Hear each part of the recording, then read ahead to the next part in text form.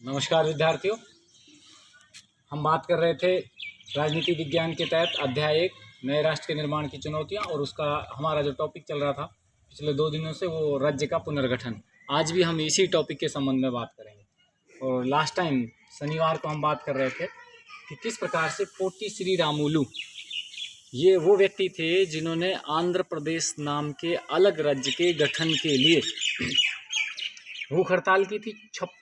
लगातार 56 दिन तक इन्होंने भूख हड़ताल की, और 56 दिन की भूख हड़ताल के बाद इनकी मृत्यु हो गई।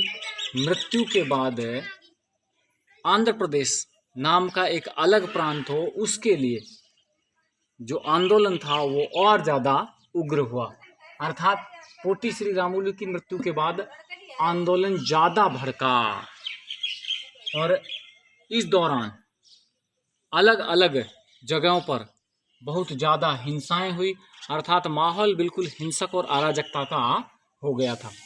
आंदोलन को समर्थन देने वाले में लोगों में उस समय तत्कालीन जो मद्रास प्रांत था, मद्रास, इसकी विधानसभा के अनेक विधायकों ने त्यागपत्र दे दिया आंदोलन के समर्थन में। स्पेशली उन विधायकों ने त्यागपत्र दिया जो तेलुगु भाषा बोलते थे। अर्थात जो उस क्षेत्र से विधायक निर्वाचित होकर के आए थे, जो क्षेत्र अभी एक अलग आंध्र प्रदेश नाम के राज्य के रूप में गठित होने वाला था, तो उस क्षेत्र के विधानसभा के सदस्यों ने अर्थात विधायकों ने त्यागपत्र दे दिया।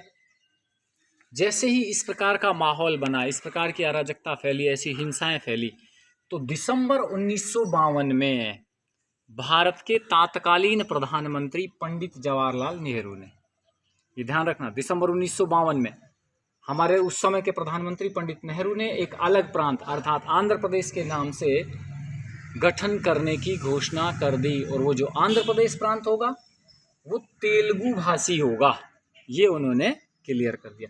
जैसे ही भाषा के आधार पर एक अलग प्रांत अर्थात आंध्र प्रदेश के गठन की घोषणा प्रधानमंत्री ने कर दी, तो भारत के दूसरे क्षेत्रों में भी, अन्य क्षेत्रों में भी भाषा के आधार पर नए राज्यों के गठन की मांग ने जोर पकड़ा। लोग आंदोलन करने लगे, लोग विरोध करने लगे, लोग ये चाहने लगे कि हमें भी अपनी भाषा और संस्कृति के आधार पर एक अलग राज्य निर्मित करके दिया जाए। जब इस प्रकार की घटनाएं आगे बढ़ी, तो फिर सरकार ने, केंद्र सरकार ने, ये ध्यान रखना, 1953 में राज्य पुनर्गठन आयोग की स्थापना कर दी।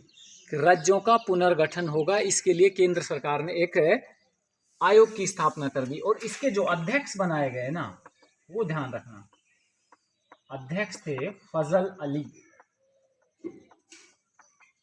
ये फजल अली राज्य पुनर्गठन आयोग के अध्यक्ष थे। जैसे ही राज्य पुनर्गठन आयोग की स्थापना केंद्र सरकार ने कर दी, तो ये निर्धारित हुआ कि अब राज्यों का फिर से गठन होगा।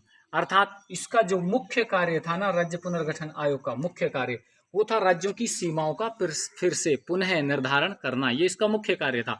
अब तक के जो राज्य बने हुए थे, जो प्रांत बने हुए थे, वो ब्रिटिश सरकार ने अपने सुविधा अनुसार बना रखे थे, लेकिन अब ये आयोग पुनः राज्यों की सीमाओं का निर्धारण करेगा।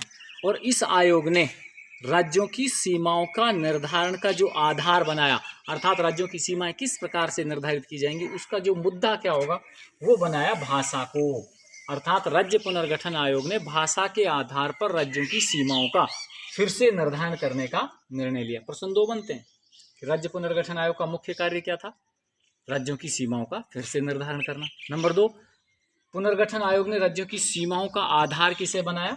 भाषा को।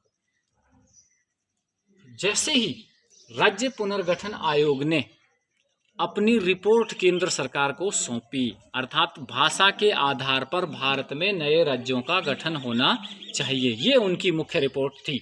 और उन्होंने सीमाओं का निर्धारण भी कर दिया था ऑलमोस्ट, कि ये वो सीमा होगी जो एक राज्य हो सकता है, दूसरी सीमा कोई दूसरे प्रकार की होगी, जो अलग प्रकार का राज्य है, दूसरा राज्य हो सकता है।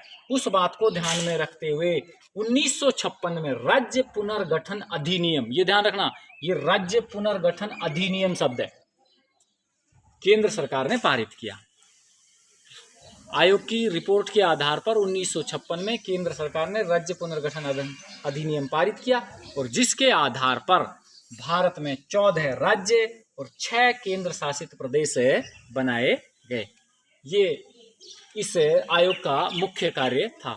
विद्यार्थियों, इसके बाद भी जैसे 1956 में 14 राज्य और 6 केंद्र शासित प्रदेश बना लिए गए, फिर भी भारत में भाषा के आधार पर अलग राज्यों के गठन की मांग लगातार जारी रही। जैसे 1960 में प्राचीन बंबई प्रांत में 2 अलग अलग राज्य बनाए गए।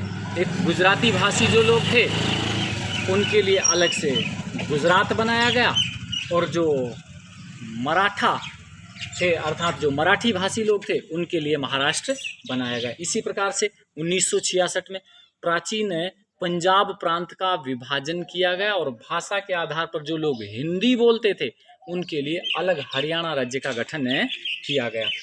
केंद्र सरकार का ये मानना था कि भारत की एकता और अखंडता को बनाए रखने के लिए भाषा के आधार पर यदि भारत के राज्यों का गठन कर दिया जाएगा तो संभवतः वे राज्य भारत में अपने आप को बना करके रखेंगे और भारत की एकता और अखंडता बनी रहेगी।